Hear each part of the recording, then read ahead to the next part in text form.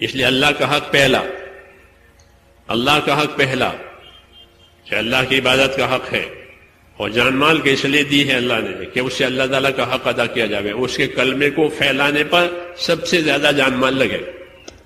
یہ مسلمان کی جان مال کا پہلا حق ہے کہ وہ اللہ کے کلمے کو بلند کرنے کے لیے اپنی جان مال لگاوے، تاکہ کلمہ بلند ہوگا تو ارکان زندہ ہوں گے، نمازیں، روزے، زکوٰۃ، حج، اور اس کو صحیح کرنے کے لیے علم یہ لوگوں میں آئے گا، نہیں تو علم کے بغیر عبادت کیسے صحیح ہوگی؟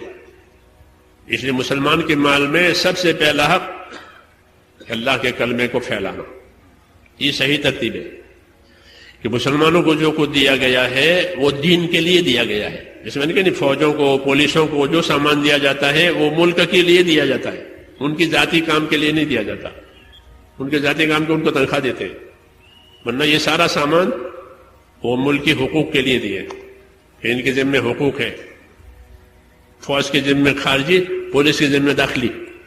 ایسے ہی امت کو اور ایمان والوں کو جو مال ملا ہے، جو صلاحیتیں ملی ہیں، اور جو طاقتیں ملی ہیں، وہ اللہ کے کلمے کے لیے ملی ہے۔ یہ پہلا حق ہے کہ اپنے جان مال سے اپنے کلمے کو پانی پہنچاؤ، اپنے دین کو پانی پہنچاؤ، یہ تقاضا ہے اللہ کا، تاکہ کلمہ بلند ہو، ارکان اسلام زندہ ہو، زمین پر اللہ کی عبادت ہو، اللہ کے حقوق ادا ہو۔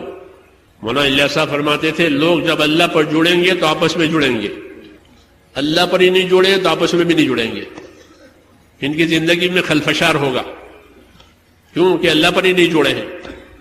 اللہ پر جڑیں گے تو اللہ انہیں آپس کے جوڑ کی بات کرے گا کہ تمہیں ایسا رہنا ہے۔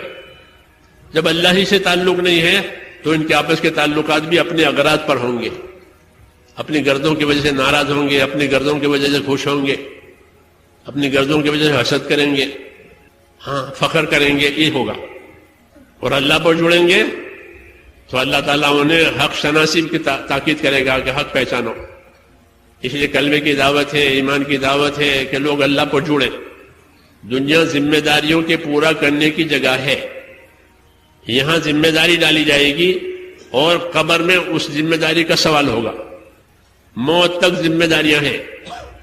جب قبر میں اترے گا تو پوچھیں گے ماں دین ہوگا، آپ کا دین کیا ہے بتاؤ، کیونکہ دین کی ذمہ داری کے لیے زندہ رکھا تھا۔ وَلَا تَمُوتُنَّ إِلَّا وَأَنْتُمْ مُسْلِمُونَ، کہ تمہاری موت اس حال میں آوے کہ تم حکم ماننے والے ہو، مانتے مانتے مر جاؤ، یہ ذمہ داری بتائیے۔ تو اس لیے مسلمانوں کا مال جان کہ سب سے پہلے اللہ کے کلمے کے لیے ہو، وہ یہ بڑی بات ہے کہ جب مسلمانوں کے اسباب اللہ کے کلمے پر، اس کے دین پر لگیں گے تو اللہ تعالیٰ اپنے دین کی برکتیں ان کے اسباب میں دے گا۔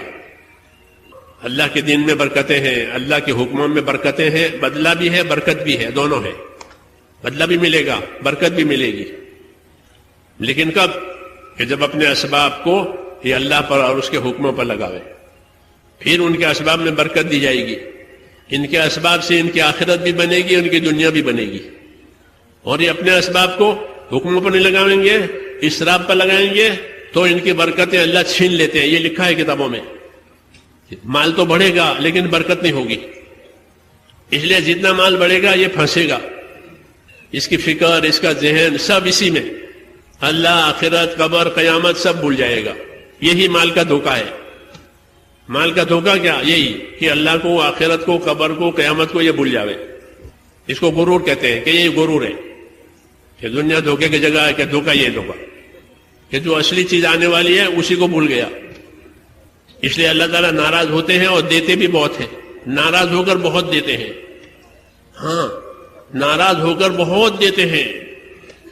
وہ سمجھا بہت آ رہا ہے کہ نہیں، یہ گرفتار کرے گا، اس کی بہتات پکڑ لائے گی، پھر جب آگے نکل جاتا ہے تو اللہ تعالیٰ اچانک پکڑ کرتے ہیں، پھر مایوس ہو جاتا ہے، دنیا بنی نہیں، دنیا رہی نہیں، آخرت بنی نہیں، تو مایوسی کی حالت ہوگی، نا امید ہے، سب سلسلے کٹ گئے، ناراض ہو کر دیا ہے، برکت نہیں ہوتی۔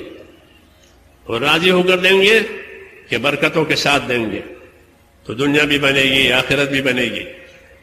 یہ اللہ کا نظام ہے، یہ لکھا ہے علماء نے کہ اللہ تعالیٰ مال اسباب نہیں چھینیں گے، حکومت و لائسنس چھین لے گی، وہ فلاں چیز چھین لے گی، یہ کرتے ہیں نا، اور اللہ دکان نہیں چھینے گا، مال نہیں چھینے گا، رکھے گا، اس کی برکت چھین لیں گے، بے برکتی سے اندھا پھنس جائے گا، حق بھی نہیں ادا کرے گا، اپنے آپ کو بھی بھول جائے گا۔ اس لیے مسلمانوں کے جان مال میں پہلا حق اللہ کا، اللہ کے کلمے کو پھیلانا تاکہ ارکان اسلام زندہ ہو جائیں۔ سب سے بڑا حق یہی ہے، نصرت کہتے ہیں اس کو۔ دو چیزیں واجب ہے، استقامت اور نصرت۔ اپنے کام میں استقامت پیدا کرنا، پابند ہونا۔ استقامت کا مطلب یہ پابند، دین کے کاموں کا پابند، جیسے ملازمت کا پابند ہے، اپنے وظیفے کا پابند ہے، ایسے مسلمان کہ اپنے دین پر استقامت کے ساتھ رہے۔ یہ حکم ہے اللہ تعالیٰ کا، فاستقم کما امرت ومن تاب معک۔ اے نبی، آپ استقامت اور پابندی سے رہیے، آپ بھی اور جو آپ کے ساتھ ایمان لائے ہیں وہ بھی۔ تو جتنے نبی پر ایمان لانے والے سب نبی کے ساتھ پابند۔ اس لیے اللہ کے نیک بندوں نے اپنی زندگی کو پابند بنایا، ایک ایک حکم زندگی پابندی کے ساتھ۔ اللہ کے راستے میں نکلیں گے، محنت کریں گے تو پابند ہونے کی استعداد پیدا ہوگی۔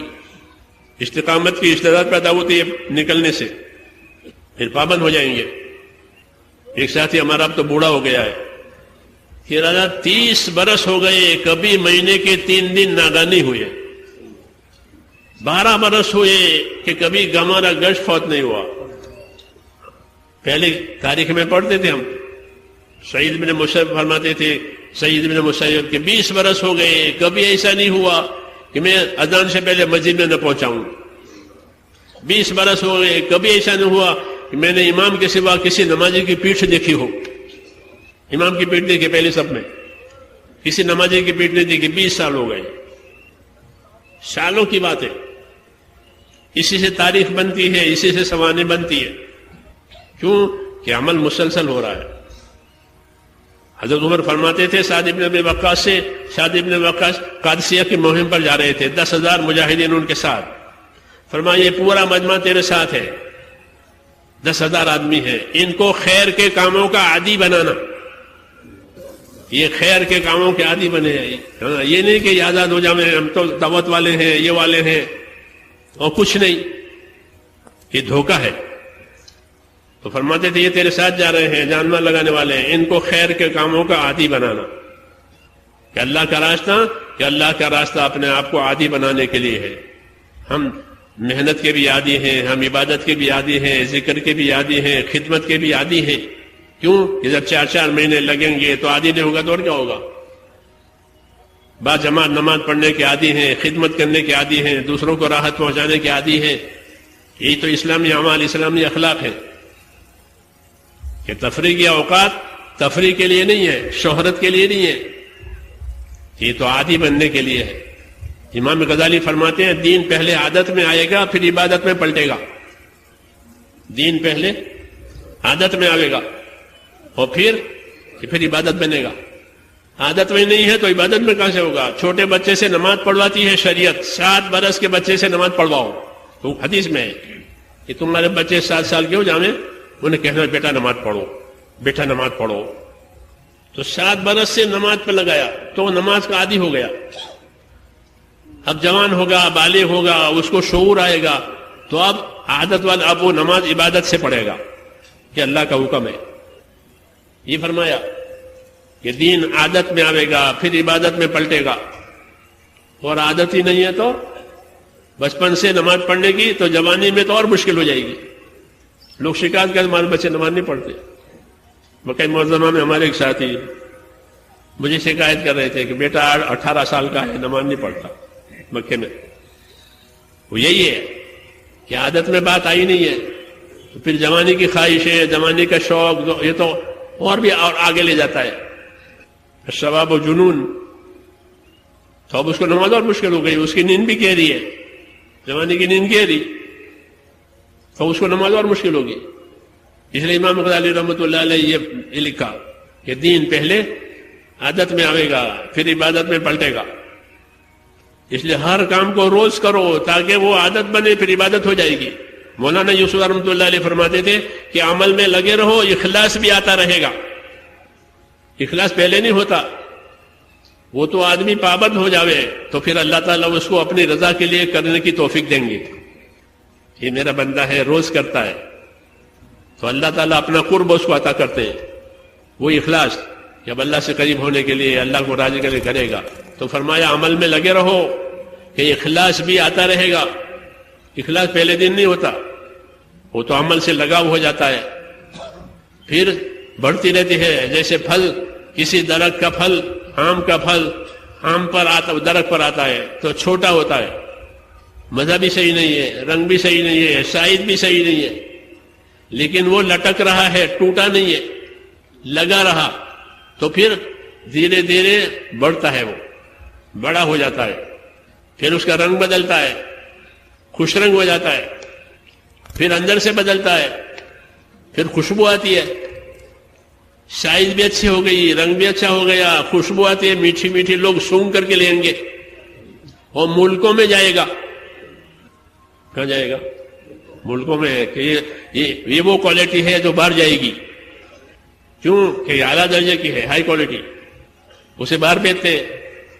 یہی ہمارا کام ہے کہ اپنی زندگی کو اچھی کوالٹی بنائے کہ اللہ ملکوں میں کام لیں گے، دنیا میں کام لیں گے. جیسے اچھی چیز باہر جاتی ہے، تاجر خریدتے ہیں، بیچتے ہیں، اس کے سودے ہوتے ہیں، اس لیے اپنی زندگی بنانے کی بات ہے. تو حضرت فرماتے لگے رہو، پھر کہ اخلاص بھی آتا رہے گا، تقویٰ بھی آتا رہے گا، اچھی صحبت، اچھا مال، اچھا ماحول، اچھی محنت، یہ سب ضروری ہے. صحبت بھی ضروری ہے کہ نیکوں کی صحبت، نیک ماحول، نیک اچھی محنت، یہ مجموعہ ہے. صحابہ کو محنت بھی ملی، صحبت بھی ملی، اور اپنی